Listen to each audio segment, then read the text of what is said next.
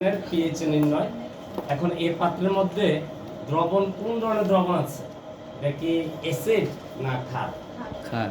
ক্ষার আছে। ক্ষারটা কি দুর্বল না সবল? তোমাদেরকে মনে রাখতে হবে সবল ক্ষার হইতে হলে সোডিয়াম পটাশিয়াম অথবা গ্রুপ 1 এর মৌল অথবা গ্রুপ 2 এর মৌল এইগুলি সব দ্বারা ক্ষার যেগুলো আছে এগুলি সবল। আর যদি দুর্বল ক্ষার হইতে হয় নাইট্রোজেন গলিত হতে পারে অথবা কেবির মান দেওয়া থাকতে পারে, যাচ্ছে ক্ষারের কি বিয়োজন ধ্রুবক। আবার অ্যাসিডের ক্ষেত্রে আমরা কি বলবো? দুর্বল অ্যাসিড থাকলে কার্বন থাকবে, কি থাকবে? কার্বন থাকবে। আর যদি সবল অ্যাসিড থাকে কার্বন থাকবে না। তাহলে এখন আমাদের যে বিষয়ে আলোচনা করব সেটা হচ্ছে এই পাত্রের দ্রবণের পিএইচ সিলিন্ডার। এই পাত্রের মধ্যে আমরা দেখব যে দুর্বল ক্ষার আছে। কি ক্ষার আছে? দুর্বল ক্ষার আছে। দুর্বল ক্ষারের ক্ষেত্রে আমরা 4টা ধাপে পিএইচ নির্ণয় করব। কয়টা ধাপে? 4টা। আমরা এর আগে দুর্বল অ্যাসিডের ক্ষেত্রে কয়টা ধাপে করছিলাম? 3টা ধাপে। তাহলে একটু ধাপগুলো একটু লিখে নেই।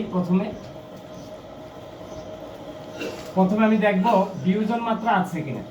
বিয়োজন মাত্রা যদি দেওয়া না থাকে তাহলে আমরা লিখব আলফা ইকুয়াল কি √kb/c। আমাদের বিয়োজন মাত্রা দেওয়া না থাকলে আমরা কিভাবে করব এটা? যে আলফা ইকুয়াল কি √kb/c। এর আগে আমরা অ্যাসিডের ক্ষেত্রে কি লিখছিলাম? কে আলফা ইকুয়াল কি √k/c। কিন্তু ক্ষারের ক্ষেত্রে কি লিখলাম? kb। kb দ্বারা কি বোঝানো হচ্ছে? ক্ষারকের বিয়োজন ধ্রুবক। ওকে। এরপর দ্বিতীয় ধাপ হচ্ছে OH এর ঘনমাত্রা। যেহেতু আমি এখানে ক্ষারকের পিএইচ নির্ণয় করব, তাহলে ক্ষারকটা এখানে বিয়োজিত হয়ে কি উৎপন্ন করবে? Hydroxide ion. কি আয়ন উৎপন্ন করবে? Hydroxide ion. তাহলে হাইড্রোক্সাইড আয়নের ঘনমাত্রা আমি বের করব আলফা সি। এর আগে আমরা H+ এর ঘনমাত্রা বের করছিলাম কি? Alpha C. 3 নম্বর হচ্ছে POH বের করব। কি বের করব? POH minus log hydroxide ion. 4 নম্বর হচ্ছে যেহেতু আমাদের পিএইচ নির্ণয় করতে হবে, তাহলে করতে হবে কি 14 মাইনাস কি POH। তাহলে কটা ধাপে করলাম আমরা? 4টা ধাপে। কটা ধাপে? 4টা। তাহলে অ্যাসিডের ক্ষেত্রে কটা ধাপে করছিলাম আমরা? 3টা। একটু লিখে নাও এগুলি।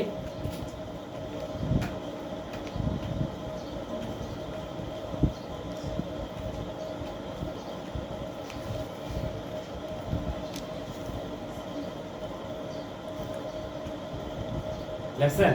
আচ্ছা, তাহলে এখন আমি যেহেতু এই পাত্রের দ্রবণের পিএইচ নির্ণয়, এই পাত্রের দ্রবণটা কোন ধরনের দ্রবণ এটা কি বুঝতে পারছো? সেটা কি? দুর্বল ক্ষারক বা ক্ষার। দুর্বল কি? তাহলে এখন আমি কি কি দেওয়া আছে একটু লিখি।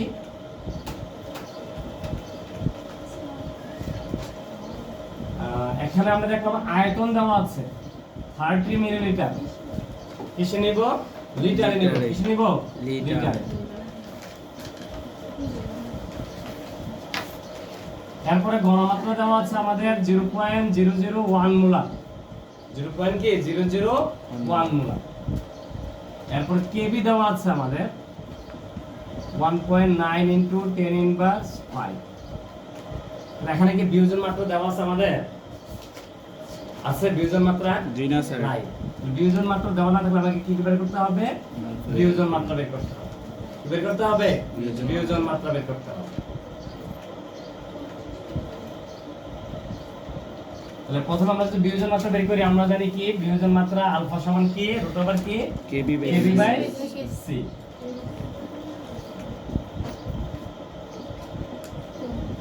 তাহলে kb এর মান কত পাইছি আমরা এখানে? 1.9 × 10⁻⁵। আর ঘনমাত্রা 0.001 কত আসে দেখো তো? 0.137। এটা কার মান পাইছি? বিয়োজন মাত্রা। কার? অ্যামোনিয়াম হাইড্রোক্সাইডের বিয়োজন মাত্রা।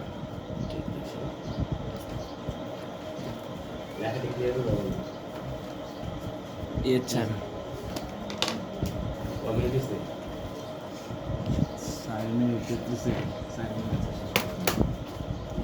তাহলে আমরা বিয়োজন মাত্রা কি পাইলাম? 0.137। দ্বিতীয় ধাপ কি? H+ এর ঘনমাত্রা বের করব না OH এর ঘনমাত্রা বের করব? OH এর ঘনমাত্রা। তাহলে সুতরাং OH এর ঘনমাত্রা। এখন কেন OH এর ঘনমাত্রা বের করব? কারণ এটা দুর্বল ক্ষারক। কি ক্ষারক এটা? দুর্বল ক্ষারক। দুর্বল ক্ষারকের OH এর ঘনমাত্রা সমান কি?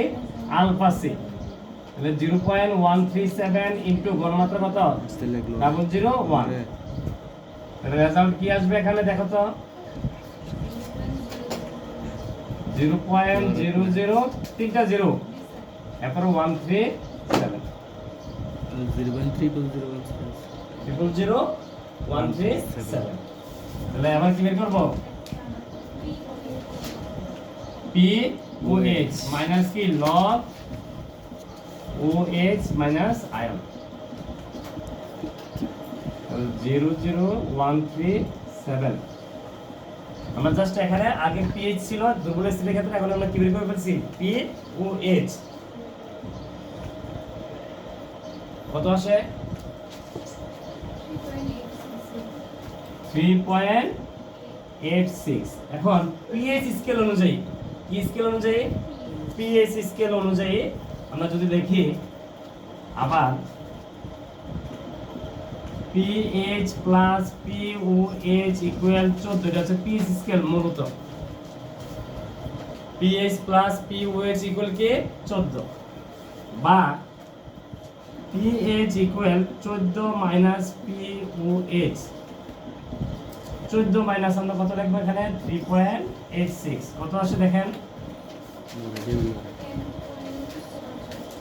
10.12